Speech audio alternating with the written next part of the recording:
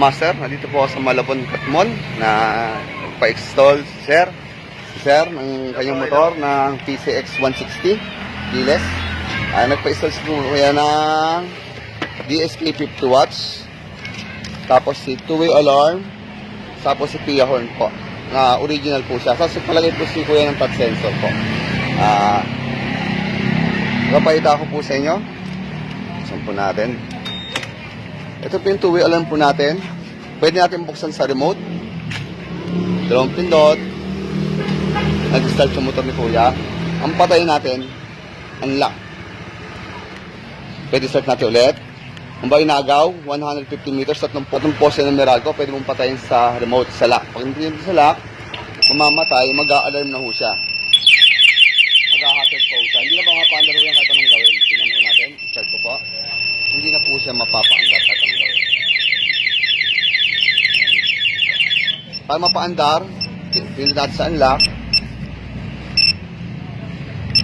Tut-tut, saka pa lang siya mapa-under sa ito. Yan, saka pa lang mapa-under. Once na nakalock, hindi mapa-under yung motor po natin. Patayin po natin ulit sa unlock. Tapos ito po yung kinabit natin na pwede po yun ng DSK version 3. Yung pong 50 watts. Dito po nilagay. Dito po natin naglagay para hindi po siya tumatama. Meron siyang bracket. Ito po yung low natin.